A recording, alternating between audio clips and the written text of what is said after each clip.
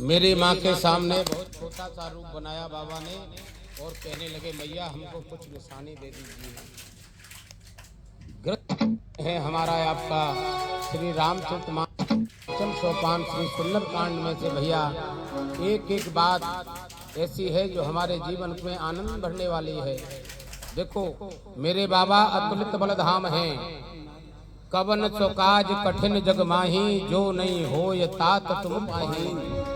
लेकिन जानते हो माँ के सामने जैसे ही पेश हुए ना तो बहुत छोटा सा रूप है। और यहाँ पर एक सूत्र आता है, हम भले ही कितने बड़े क्यों ना हो जाएं, ऐश्वर्य में, पद में, प्रतिष्ठा में, कोई बहुत बड़ा पद भी मिल गया हो हमको, लेकिन एक बात का स्मरण हमको रहे, हम जब जब अपने श्रेष्ठ के सामने जाएं तो हमेशा हमारा कद छोटा हो, यानी विनम्र बनकर, छोटे बनकर उनके सामने पेश हो। आज के इस कली काल में परेशानी का एक ही कारण है। देखो पूरी मानसी में दो पात्र हैं, एक तरफ है हमारे प्रभु श्री राम जी, दूसरी तरफ है रावण। दोनों में मुख्यतः दो अंतर है। पहला प्रभु राम जी का देखो चित्रण देखिए आचरण का। प्रात काल उठ के रघुनाथा, मातु पिता गुरु नावहि माथा। प्रात काल उठ के रघुनाथा, मातु पिता गुरु नावहि माथा। प्रात काल उठ के रघुनाथा, मातु पिता गुरु नावहि माथा। प्रात काल उठ के रघुनाथा, मातु पिता गुरु नावहि माथा। प्रात काल उठ के रघुनाथा, मातु पिता गुरु नावहि माथा। प्रात काल उठ के रघुनाथा, मातु पिता गुरु नावहि माथा। यह श्रेष्ठ आचरण हमारे आपके लिए है जो प्रभु ने करके बताया। लेकिन जानते हो दूसरे पक्ष में कौन है? रावण। रावण का आचरण क्या है?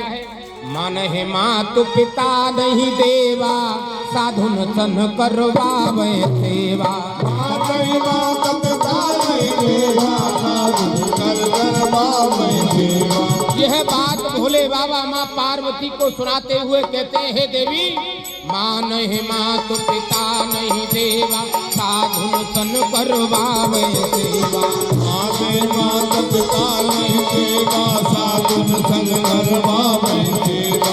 जिनके यह आचरण भवानी, ते जानो निश्चर सम प्राणी। जिनके आचरण भवानी, ते जानो निश्चर सम प्राणी। जिसके जीवन में यह आचरण आ रहे हैं वह इस कली काल का राक्षस है। यह श्री रामचरितमानस जी की पोथी हमारे आपके जीवन को दिव्य बनाने वाला ग्रंथ है। भैया जीवन मिला है, हर काम को गति दो, हर काम को करो, लेकिन मध्य में मेरे ठाकुर जी को विराजो, बार बार आदत डालो।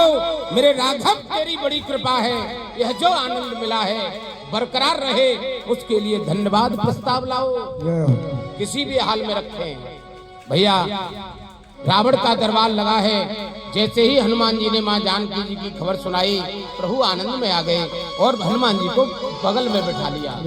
जानते हो बहुत प्रेम कर रहे हैं। जैसे ही हनुमान जी को प्रेम किया जा रहा है, कैलाश में बैठे भोले बाबा आनंदित हुए। माँ पार्वती जी ने पूछा, बाबा क्या हुआ? अरे माँ जानो नहीं, मेरे राघव का दुलार मिल रहा है। यह बात जानते हो माँ समझ नहीं पाई तो भोले बाबा बता रहे हैं, देवी जब त्रेता में नारायण नर बन करके प्रभु के रूप में, प्रभु राम के रूप में आए हैं ना, तो मैंने जाकर के निवेदन किया, ठाकुर आप तो जा रहे हो, मुझे आपकी चरण सेवा करनी है। तो जानते हो श्री हनुमान जी कौन है? शंकर स्वयं केसरी नंदन, तेज प्रताप महाजगवंदन।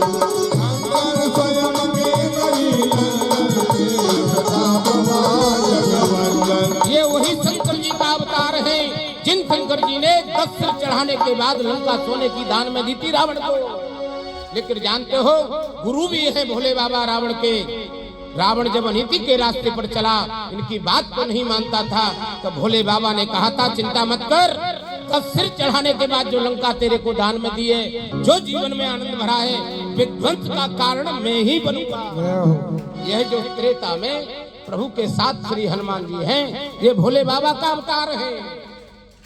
इसलिए यह आनंद भैया जो भोले बाबा को हिमालय पर हो रहा है, वह आनंद बाबा हनुमान जी को प्रभु की शरणागति में हो रहा है। प्रभु को खबर सुनाई गई। इधर मंदोदरी माँ ने रावण को बहुत प्रकार से समझाया, देखो जिनको तुम वनवासी कह रहे हो वो परम पिता परमेश्वर हैं, ऐसे समझ में नहीं आएगी। तुम्हारे जैसे बलवान खरो दूषण को मार दिया। अरे तुम थोड़ा सा सोने से जगो, इस कुल की बढ़ाई चाहते हो तो शरणागति हो जाओ, माँ जानकी जी को वापिस दे दो। एक बात नहीं सुनता है, अहंकार में अंधा है, कहता है अरे तुम औरतों की तो बुद्धि ही ऐसी होती है, डरपोक, चल रहने दे। और हृदय से लगाकर प्रेम दुलार करके भैया अपने दरबार में चला गया। दरबार लगा है। मंत्री बताते हैं सरकार पूरी सेना समुद्र के उस पार आ गई है, क्या करना चाहिए? तो जानते हो जितने भी मंत्री हैं वह वही राय देते हैं जो रावण सुनना चाहता है। जब हमको कोई बहुत बड़ा पद मिल जाता है तो जानते हो अहंकार आ जाता है और हम इतने मद में अंधे हो जाते हैं, हम यही भूल जाते हैं कि हमारा पिछला जीवन काल कैसा था। हम आज से 20 साल पहले कहाँ थे, आज राघव सरकार ने यहाँ भेजा है तो कुछ कराने के लिए चुना है। अहंकार में अंधा है, गुरु की मानता नहीं है, सचिव की मानता नहीं है, वैद्य की सुनता नहीं है। तीनों बहुमूल्य व्यवस्थाएं थी रावण के पास, सचिव माल्यवन जैसे और वैद्य सुखेन जैसे, जिनको जीवन दान देने की क्षमता आती है। लक्ष्मण जी को जब शक्ति लगी, संजीवनी बूटी केवल सुखेन वैद्य ने ही बताई थी। रावण का बेटा मारा गया, क्या जिंदा नहीं हो सकता था? हो सकता था, लेकिन रावण उनको कोई वैल्यू नहीं करता था। कहता था अरे अरे अरे मेरे यहाँ का रहने वाला वैद्य क्या जानता है, ना ना ना इसका इलाज नहीं कराना है। सचिव वैद्य गुरु भोले बाबा साक्षात भैया, जिनके भोले बाबा गुरु हो उनका चेला ऐसी अनिति करेगा कि जगत जननी माँ जगदम्बा को हर के लाएगा? कदापि नहीं। लेकिन जानते हो रावण का एक भाव है, गुरु को तो मानता है कि ये मेरे भोले बाबा गुरु हैं, लेकिन गुरु की नहीं मानता। हम जीवन में ध्यान रखें, हमारे परिवार में जो भी श्रेष्ठ राजे हैं उनकी बात पर ध्यान दो। वह जो राय आपको दे उनकी बात को मानो, भले ही उनको ना मानो, लेकिन उनकी बताई गई रास्ता को आप मानेंगे तो जीवन में प्रकाश आएगा, अंधकार कभी नहीं आ सकता। संकट कटे मिटे सब पीरा जो सुमरे